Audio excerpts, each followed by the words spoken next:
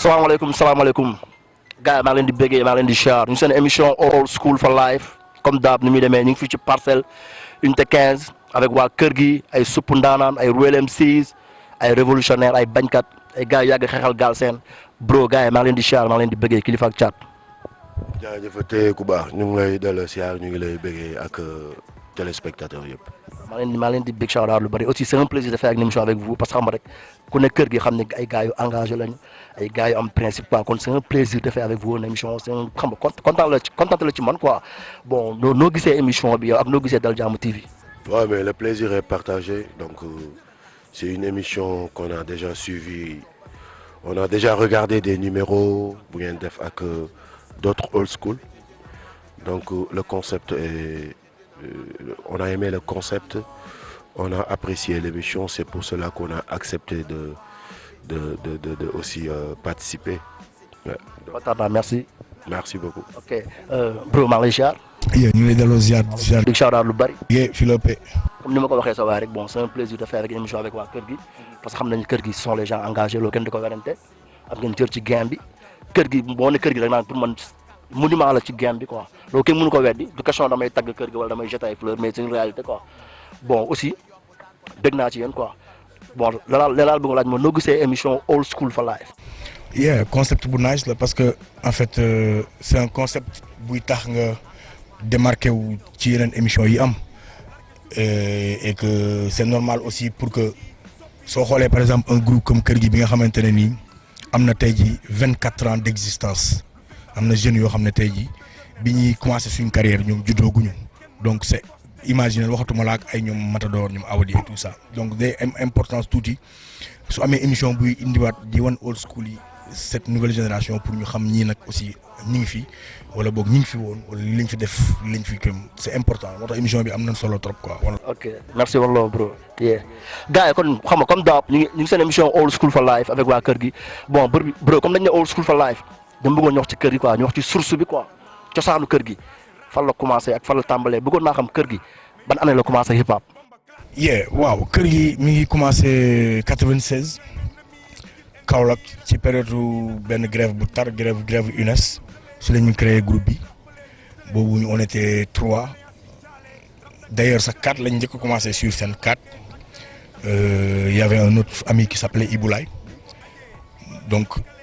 moom benn scène la mos a def ak ñun mu bàyyi bi mu bàyyee après ñun on s'est retrouvé ñu ne non nañ créé groupe bi kër gi lay tudd mu nekk kilifa taaw ak caat taaw moom dafa bàyyi après bi ñu bëggee génne premier album ñu censuré ko après ñu tëj ñu Kaolack tout ça moom si la ko ay parents wax mu bàyyi et ñu ngi koy saluer d'ailleurs parce que nit ku baax la waa famille tamit ñu baax lañ donc si la groupe bi am.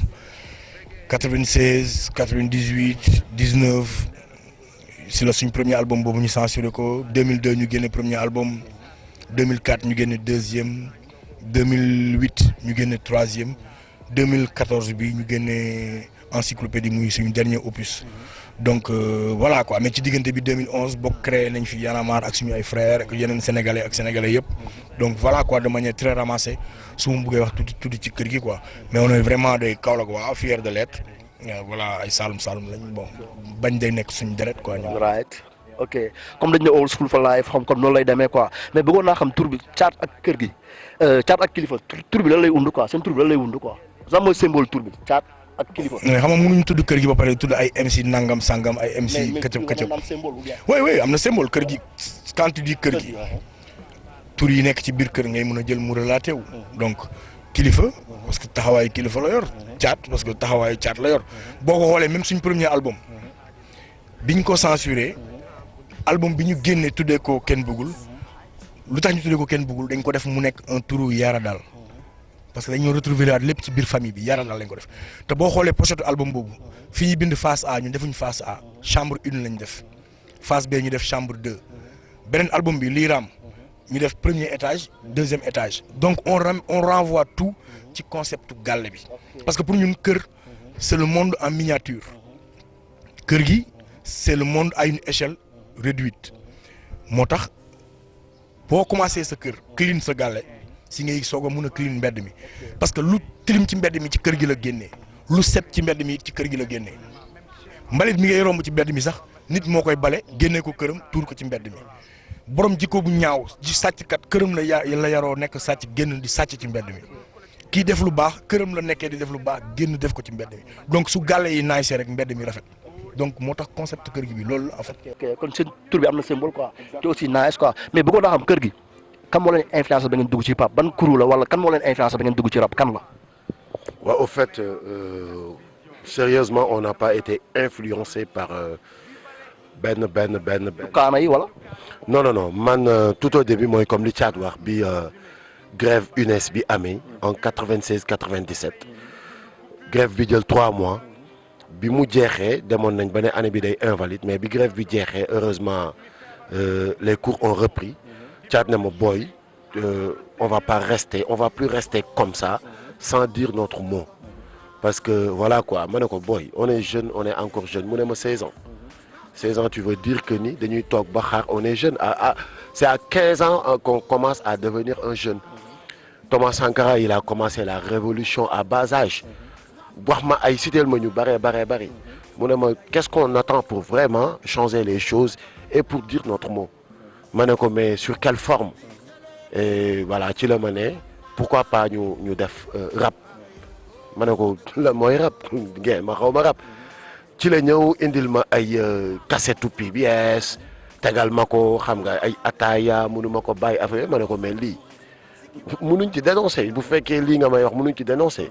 C'est par la suite mu tegal ma ay P-Foys xam nga tegal ma BMG tegal ma ay ñuul Terapadio ma ne ko bu fekkente ni am na genre bi voilà quoi. kon su ma doguma la quoi su ma jumul mu naan hip hop Galsen moo leen influencé quoi wala. si parce que xaw ma woon sax hip hop sérieusement xaw ma woon luy rap fokk suma ci ma pour man àdduna da ngay taxaw ci école bi boobu ci école lañ ne ñu tegal la table élèves yi wër la ngay casse seeni droit amuñu craie amuñu éponge table bi dafa toj affaire yooyu après ainsi de suite di dem ba nekk syndicaliste sérieusement ak voilà quoi mais ci la ma ne y a une forme de dénoncer y a une forme de participer y a une forme de servir sa patrie ci la ma expliquer lan mooy rap ma ne ko yes. kon gars yi su ma déggee hip hop Galsen moo influencé waa kër gi quoi su ma déggee bu baax mais bëggoon naa laaj ba ngeen dugg ci hip hop début bi est ce que amoon na ay cool quoi parce que xam nañu fii boo dugg ci game bi da ngay rap la majorité des familles am ñoom dañ lay comprendre am dañ naan la non bu ci dugg affaire de bandi la affaire de woyu la yéen est ce que ba ngeen dugg ci hip hop waa kër gi est ce que amoon ngeen problème familial seen biir famille wala amu woon cool quoi. waaw mais comme ñun suñu cas on n'a pas choisi le rap on n'a pas choisi de faire le rap mais plutôt comme c'est le rap qui a choisi pour qu'on le fasse donc day compliqué déjà. Parce que ñun dañu dugg ci rap par circonstance dañu dugg ci rap pour régler des problèmes alors donc du yomb suñu côté ñu bëri peut-être daawuñu am problème parce que parents yi dañu jàppoon ni lu xew la affaire yooyu mais ñun dañ ci dugg pour régler des problèmes comment mooy comme li ma expliqué tout à l'heure gis nañ lu ñu metti mu ngi ci dëkk bi ñu ne am na une forme de dénonciation boo xamante ni boo ko jëlee appliqué ko da ngay mën a dénoncer mën a wax li nga sentir ba pare joxe sa point de vue biñ ciy dugg fi ñu ko commencé fi nekkoon suñu quartier général muy sama kër moo ne woon quartier général u parti socialiste autant en 96 maire bi il était chez moi H24 donc nekk sama xaritu papa benn bakkan mu ñu tuddante doom ñoom ñaar donc loolu du yomb ça a valu à Tchad ñu transféré ko une année à Dakar pour tas le crew tu vois donc ça nous a valu beaucoup de choses. kon metti woon na quoi. on nous a tabassé tëj nañ ñu kaso def nañ amul lu ñu dajul ci hip hop amul lu ñu ci dajul te loolu je pense que ni y a beaucoup de témoins ñoo xamante ni tey mën nañ la ko wax mais voilà quoi c'était pas du tout facile dañ ko xeex ba foqati ko déjà ci suñuy parents ñu comprendre ñun ci lan lañ nekk. crew bu toll ni kër gi bon macha allah gars yi xam ne da ngeen engagé mais xam ngeen doo leen Dakar waas quoi yéen a jóge Kaolack bon ban gëm-gëm ngeen amoon ni bi ngeen jógee da ngeen ñëw imposé Dakar ban gëm-gëm ngeen doon doxee ba gëm ni yéen temps da ngeen ñëw bokk quoi parce que xam nga d'une part c'est pas facile benn groupe jóge ci beneen temps beneen milieu comme nga jóge ay Kolda Matam ñëw Dakar imposé xam nga yombul mais pourquoi kër gi gëm ni moom day jóge Kaolack ñëw imposé Dakar quoi ban pas-pas ngeen doon demee ba xam ne yéen un jour viendra da ngeen di nekk Dakar imposé quoi. Oui, de passage je salue Mike Tyson Mohamed Ndao parce que je pense que ni bi muy dugg ci làmb ji fekkoon na aussi lépp ñu yemale ko à Dakar fekk ñun loolu lañ doon kaas nañ ko ba jàppante ci producteur ak promoteur yu bëri ba doon wax il faut une dédakarisation mu amoon aussi nos frères du côté de Thiès Sikki Saka naan ay Sénégal du Dakar alors bi Tyson ñëwee def li mu def révolutionner la lutte Thiat m'a dit que ni boy ay Saalum Saalum lañ quoi ay sëtu Valdiodio lañu Valdiodio bi ñëpp dawee moo taxaw ne De Gaulle indépendance la ñu soxla Tyson fi mu fekk làmb bi dafa ñëw bouleverser la hiérarchie asseoir sa propre suprématie on peut faire cela on peut réussir cela jour bi ma koy wax on avait organisé un concert devant chez moi wërale Sakket concert boobu pour mu am nit il a fallu que sama yaay génne xaalisam jënd ay billets distribuer ko booy yi ne woon alentour di yendu ci tour Sakket yi ne leen dugg leen support leen tellement que même koñ bi ñu dëkkoon sax gëmuñu ñu alors c'était très compliqué parce que xamuñ woon aussi li ñuy def jour boobu bi ñu paree ma ne ko booy tey ñoo ba ñun li ñuy def ni affaire mu ne ma booy mu ne ma dinañ taxaw États-Unis di jouer di bokk ak ay naas ak affaire yooyu seen ma ne ko yow nag booy da nga ëppal quoi c'est-à-dire lii nekkatul optimisme mais yëfi dof la mu ne ma dinañ dem bay def concert di jaay billet à 1 million ma ne ko yow ok d'accord ñu échange. il dafa mel soirée li si xaaraa non am na ku am cash fu la ma. parce que macha allah tey am na quoi. non ku am cash fu la tout ce qu'il m'a dit xaw ma daf ko xamoon xaw ma peut-être aussi mooy nit ki tamit balaa ngaa dugg ci mbir da nga koy préparer xam ni lii c'est un plan de carrière nii nga ciy demee sérieusement dafa loolu moom du mooy détail. parce que nit ñi dañuy ñëw rek mbir xew nañu dugg ci mais moom dafay toog jàng balaa ñoo bind benn sound dama ko ci topp booy mu ne ma booy nañ xaaral.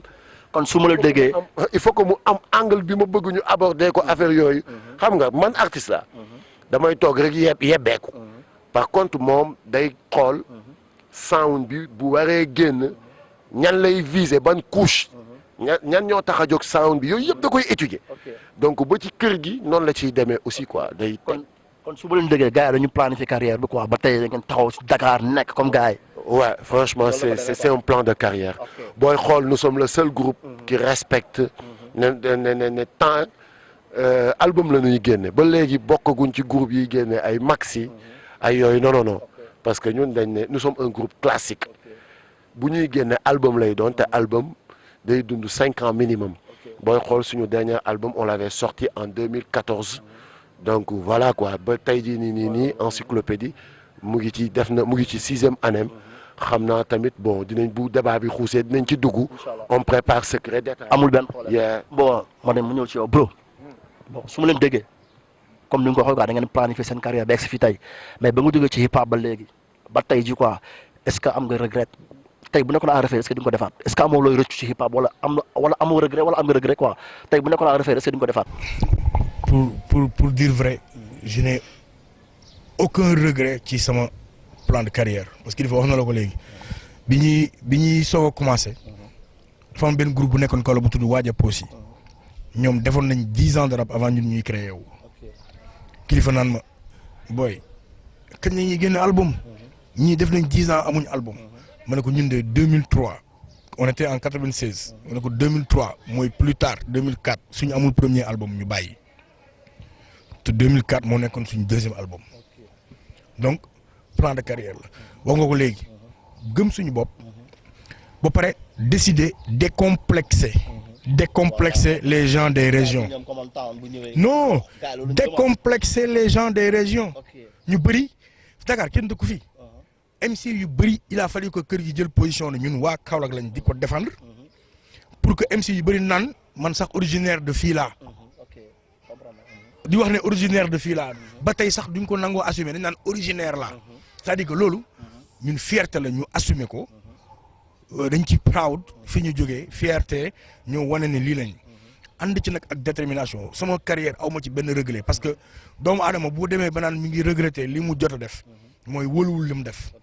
wala gëmul li mu def jàpp naa ne suñu borom moo teg loxo suñu ay mbir ni mu ko nammee jaarale noonu lay jaaree te allah kulli xaal foofu lay jaaree te jàpp naa ne suñu borom film la bu mu teg di ko seetaanaat ñun ay acteurs kese lañ ci ñun loolu lañ gëm dañ gëm yàlla gëm ne suñu carrière liñ ci war a am ala kulli xaal dañ koy am liñ ci war a lekk dinañ ko ci lekk luñ ci mënut am duñ ko ci am du tee nag ñu sabablu pour outil parce que ba tey naan la suñu objectif bi ñu amoon moom la ñu am ba tey mooy indi disque d'or Sénégal loolu moom mooy te loolu la ñu gëm ak ay Grammy ak ay autre chose donc ñi ngi ci yoon boobu noonu amuñu regret amuñu lenn lu ñu naqadi yàlla lu mu def loolu la te si c'était à refaire ñu defaat ko voilà.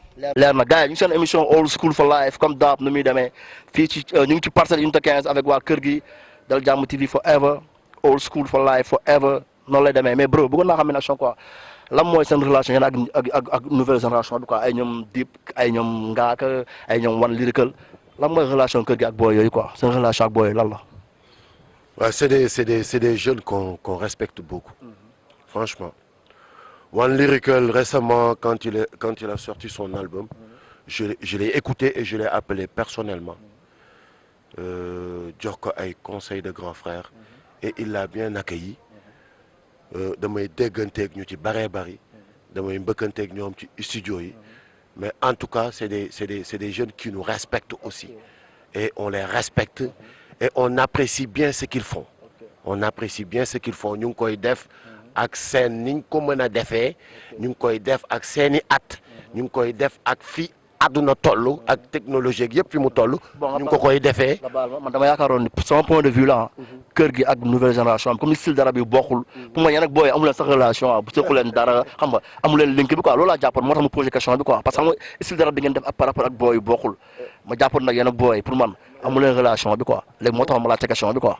Ouais, contrairement, tout le monde n'est pas obligé de rapper comme Kër Gi ou d'avoir le style de rap de Kër Gi. Non, non, non.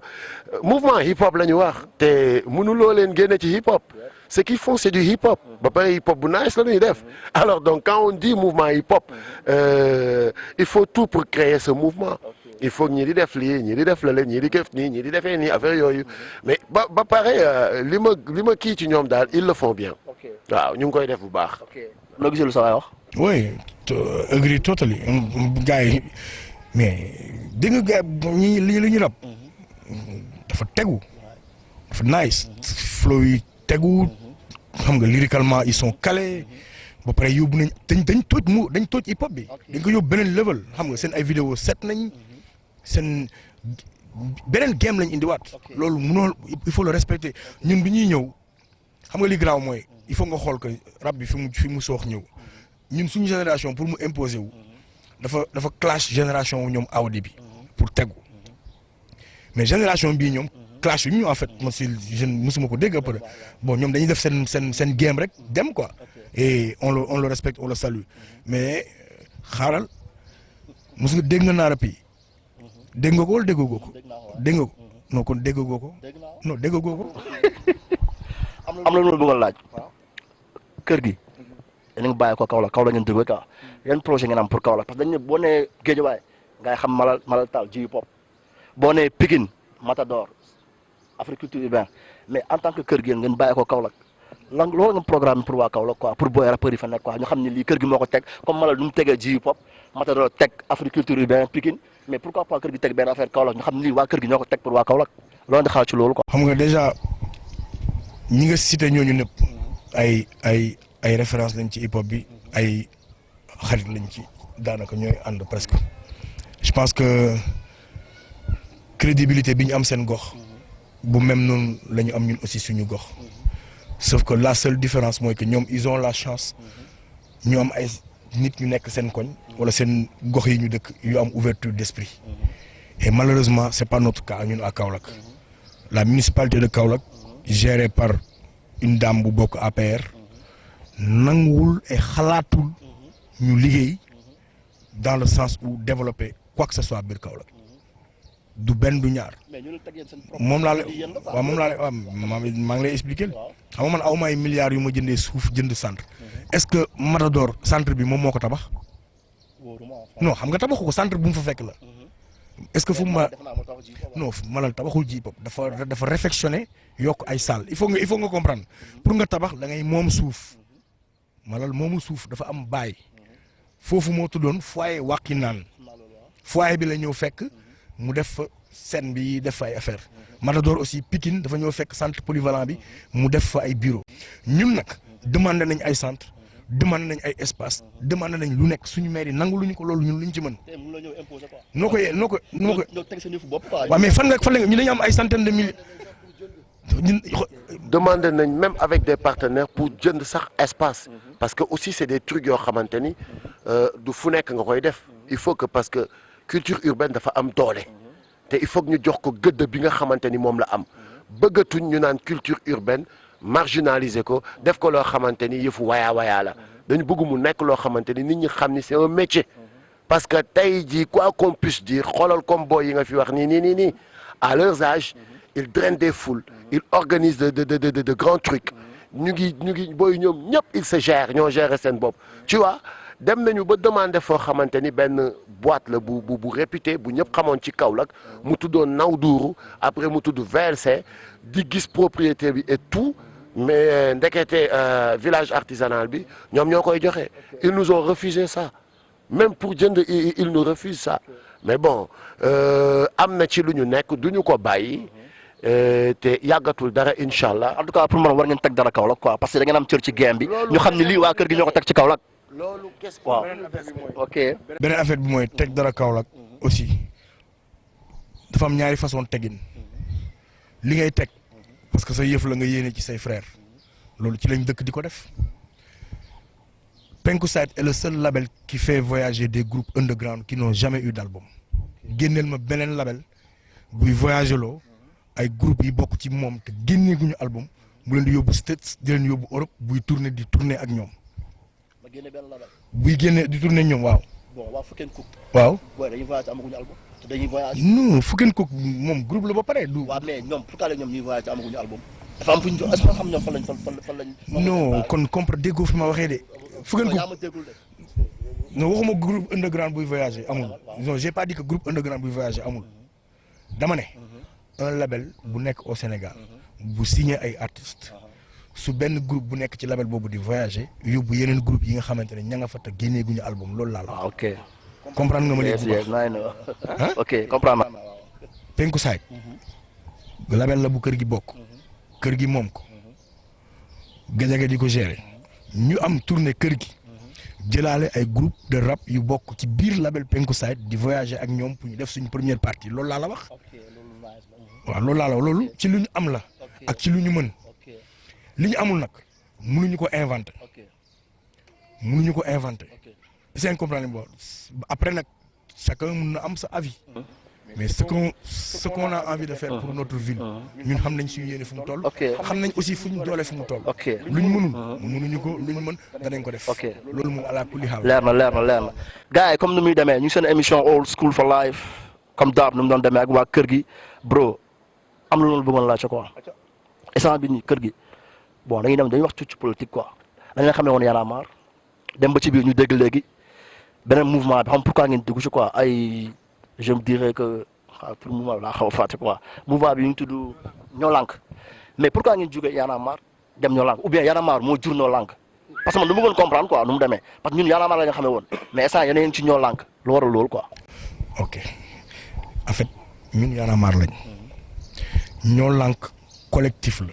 plateforme la ñu nga Y'en a marre en 2011 biñ ko créé bokkoon nañ ci benn plateforme bu tudd M23 mouvement du 23 juin loolu jeex ñu bokk ci mouvement bu tudd ñaani bañ naa collectif bu tudd ñaani bañ naa pour xeex li nga xamante ne moom moo nekkoon le référendum de Macky Sall bokkaat ci plateforme bu tudd aar la ñu bokk bi nga xamante ne nii c'est pour xeex lépp luy ressource naturel bu ko état bi saxar pasaree mu jëm ci pétrole ci gaz ci mbirum bokkit ci biir ñoo lànk muy beneen kuréel bu mouvement yëpp yi nekk Sénégal bokk organisation yëpp bokk ko ba sax ay parti politique bokk ci muy xeex ci lu jëm ci ay problèmes ponctuels yu demee ne que courant bi yu demee ne que jàpp nañ Guy Marius Sagna yu demee ne que yooyu loolu ay plateforme la non Y'en a marre ñoo lànk yëfu ñëpp la sénégalais yee ko moom c'est une plateforme bu sénégalais yëpp bokk ñëpp bokk fa di fa sottante xalaat di bokk di àndandoo di xeex ay problèmes ponctuels des sénégalais aar lu ñu bokk nekk di focus ci ay ressources naturelles loolu kese la voilà mais ñun Y'en a marre lañ. ok loolu boo naa xam aussi quoi en tout cas depuis 2014 ba léegi bon côté musical bi déggatuñu kër gi trop da ngeen xaw a focaliser wu ci affaire activisme xam nga. kañ nga ñu gëj a dégg musicalement. 2014 seen album laa. nga ñu gëj a dégg ba tey. ma xam lan laa gëj a dégg man. seen concert bi ngeen defoon Kaolack mais à Dakar dañu tëgg concert à Dakar dañoo woon dëgg. non concert ou album. waxal benn 2014 la woon. waaw léegi da album amul am na wala amul. waaw concert. depuis Kaolack ba léegi kër gi tëggul concert Dakar pourquoi. non déjà Dakar lañ mujjee dëgg concert. à part non xaaral ma bàyyi ma ñëw aussi man maa bokk kër gi di. waaw concert bu ñuy maye. yi ñuy maye annuellement à Kaolack. at mu jot ñu def ko. loolu c'est des concerts yi ñu maye gratuits pour que nos jeunes frères am possibilité jouer aussi ci yenn sono yu mag yeeg yenn affaires yi kuréel loolu lu ñuy def la mais ñun son bi ñu mujjee génne single bi ñu mujjee génne nu mu tudd. mooy single bi ngeen clashé Macky Sall. boobu lañ mujjee génne. waaw man loolu laa xam. voilà léegi non xamoo boobu. boobu laa xam si non boobu daaw la non boobu daaw la génn nga ne ma 2014 xam nga aussi non dañuy ñëwaat non defal naa nga non da nga ne 2014 ngeen gëj a génne non defal naa non il faut ñu déggoo nag doo ne ma 2014 ngeen gëj a génne ba pare après nga ne ma non ak boobu. mais album ak single ça fait deux. waaw ak single bokkul. non d'accord amul album. non voilà mais loolu kilifa tontu na la ko kilifa nee na la ñun album la ñuy génne génne wuñu. xam nga lu ñuy waxee ci biti ci. waaw xam nga rumeur bi. voilà kër gi léegi gars yi rabatuñu dañu toog politique la. voilà léegi nag boo ko posé woon nii non léegi nag soo ko posé woon nii duñu werante 5 secondes da nga ma waroon non bu non xam nga non defal naa métti wu ma defal naa non kilifa non pareeguma non pareeguma. xam am na moom mën naa am ay single. single ak album ça fait c'est différent am na wala amul. mais xam nga au début dañ la wax ni la yëf yi c'est un plan de carrière. oui mais 2014 léegi yàgg na rek. c'est un plan de carrière 2014 nga génne album. ba 2020 album amagul. ba 2020 sa album mu ngi dund. ça dama bugg nga wax ma encyclopédie. Sérieusement. côté musical. côté lyrics. côté thème. côté yëpp. ban album laa la wax j'ai bien dit album moo ko détrôné. loolu kay warante ko grand mais xam nga mooy problème bi. ok gars yi dañu ne léegi kër gi kenn amatu leen ci chaîne musicale léegi xam nga gars yi affaire activisme lañ gën a topp quoi affaire politique bi ngeen gën a topp ko hip hop bi. c'est-à-dire xam nga. Sénégalais ñoo koy wax man waxuma ko waaw non mais d'accord dama leen koy nangul. voilà moom nangul rek. xam nga lu tax dama leen koy nangul. peut-être buñ la naan scène musicale mooy on avait l'habitude de voir sànq maa ngi naan booy podium amatul. est-ce que yow gisati nga Sénégal podium. podium amatu fi xam nga la mooy podium. xam nga la mooy podium. waaw moom laa lay wax. moom laa lay wax podium mooy li nga xamante ni dañ ko daan organiser. da daan am chaque mois wala chaque 2 mois wala chaque 3 mois ñëpp ñëw bokk. Gaston yeeg wàcc. Canabasse tegu ci. kër gi tegu ci ainsi de suite. waa déglu léegi xam nga la moo am. Sénégalais est-ce que kër gi ñu ngi rab ba léegi wala dañoo bàyyi rab. ndax ñu ngi rab ba léegi.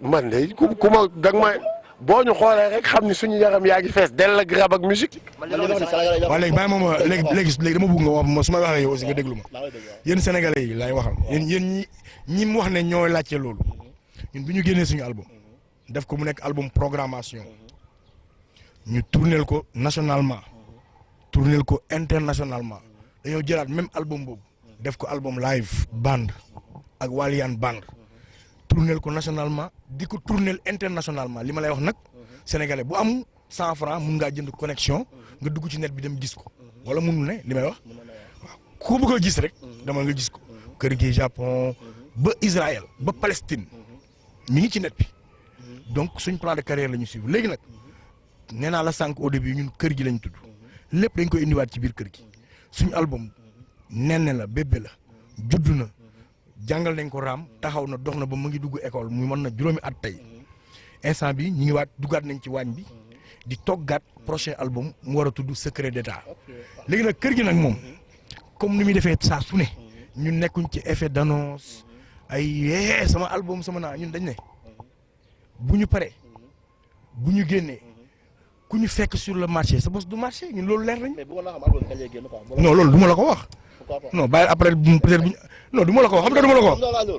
dama bëgg Sénégalais yi naan da ngeen bàyyi rab xam ni bàyyi non graaw ñu wax ne dañ bàyyi rab léegi preuve baa ngi ñëw nang kër gi ay politiciens lañ bàyyi rab waaw kon loolu waxoon nañu ko 2011 tamit non xam nga lu waxoon nañu ko 2011 2011 waxoon nañu ko ñu indi leen encyclopédie 26 titres 26 titres laa la wax tiens-toi bien waxoon nañu 2011 2012 bàyyi ngeen rap politique ngeen def ñu génne leen encyclopédie léegi waxaat nañ ñu ko xaaral ñu génne waatal leen secret d'état jeex na foofu loolu mooy réponse bi barki papa mon père guuxuma la dama bëgg question yi bu fekkee question bu sénégalais yi laaj ma ko bu fekkee booy laaj ma ko mais na tegu rek laaj ma rek garaaw loolu dara am problème mais bëggoon naa wax kër gi sénégalais ñu xaar leen ci lal quoi lan la sénégalais yi di xaar ci kër gi quoi mais ci lépp mooy comme li Thiat di wax rek kër gi double casquette la dañu am casquette citoyen ak casquette artiste casquette citoyen mooy équipe nationale bi nga xamante ni ñëpp dañ ko bokk beneen casquette artiste bi mooy li nga xamante ni c'est privé mooy kër gi alors mooy comme ñoo lànk bi nga laaj léegi casquette citoyen bi saa bu ñu ko solee mooy dañuy nekk sur le terrain sur la contestation ak suñu nawle yi ànd yuuxoondoo dóorandoo xeexandoo li nga xamante ni moom la suñu politique yi di teg ci kaw askan bi casquette artiste bi nag mooy li la Thiat wax léegi mooy kër gi nañu ci gars yi góolu ci musique kese la loolu moom ci musique la te ñu ngi ci waañ bi waaw xam naa ni moom sama yaram baa ngi fees dell ak musique ak rap te loolu moom est-ce que damay fuñ ko wàccee daal la ñuy xool. kon la gars yi góolu kër gi mi ngi ñëw album mu tàng jëra fuñ ko wàccee daal gars yi mën ko dékku daal la ñuy xalaat mais bon xam naa ni Sénégal moom ay real mélomane lañ ay déglukat lañ ñu bëgg lu baax ñu xam lu baax ginnaaw ba ñoo dékku encyclopédie donc dinañ mën a dékku secret d'état quoi mais juste di leen préparer waat rek ñu xam ni du ay caaxaan de. gars yi wax ñu projet kër gi projet lan la quoi lan mooy projet pour le mois. waaw pour le moment nag suñu projet label bi laay mun a wax nii projet label bi mooy génne Naarapi Naarapi mi ngi léegi mu pare incha allah su génnee après kër gi soog a génn Naarapi moo njëkk a génn kër gi quoi mais li ma mun a wax si kër gi mooy que ne daal la woon fa woon rek képp koo xam ne da nga am album di ko pare nii gaawal génne ko benn yoon. sinon bu kër génnee kenn doon place. yow mos nga gis ku ñu fekkanteel ci marché bi muy doxle kon nag ku am album kay génne ko léegi wala nga seet nooy def xam naa ne moom buñ ñëwee xam nga at mu jot gars yi naan non Eden Hazard non kii aay na mais après fin bi Messi mooy jël ballon d'or dégg nga wax bi de fin bi ñooy jël ballon d'or c'est que fin bi chaise bi ñoo fay toogaat donc kuy génne album moom génne léegi garaawul après nga def sa buzz nii buzzu lacrymogène xam nga ko poum saxaar après mu jeex ñun moom bomb rek hécatombe yàq raté donc mi ngi ñëw yàggatul mais nañu xaar Naarapi album bu doy waar bu tëradi. incha allah mais na nga wax gars yi kañ lay génn quoi wala mënoo. non du ma la wax kañ lay génn léegi rek yàggatul bu de toute façon ñun moom suñ mbir buy waree génn moom kenn du ko umpale. incha allah yow ñun président daf ñuy tontu di. bu ñu rabee président daf ñuy tontu déggoo ma de.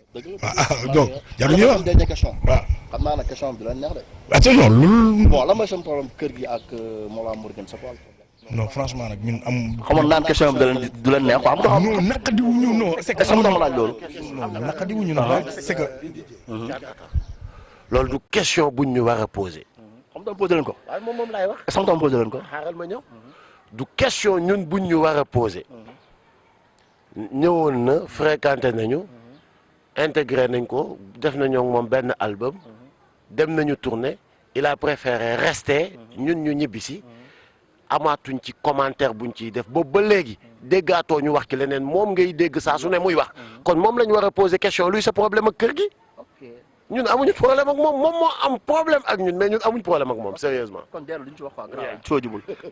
ok gars yi seen émission Old School for Life comme dap émission bi jeex na pare gars la mooy seen dernier mot comme émission bi jeex na pare la mooy seen dernier mot. bon suñu dernier mot mooy que ni on a vraiment envie de vous présenter un jeune hyper talentueux qui se nomme Naarapi. actuellement ñëpp bon du ma ne ñëpp xam nañ ko mais ñi nga xamante ni ñu ngi follow hip hop xam nañu ko. moom la ñu nekk di préparer donc juste jox ko benn kii bu ndaw gën ko présenter waat gën bàyyiloo waat xel sénégalais yi ak mélomanes yeeg hip-hopeurs yeeg ñëpp voilà peut-être mu may leen benn affaire 1 minute bu ndaw donc voilà loolu mooy suñu dernier mot di jox rendez-vous sénégalais yi après Naarapi ñu góolu secret d'état incha allah. incha allah ok pour la moo sa dernier kàddu. waaw yàlla na Sénégal am jàmm.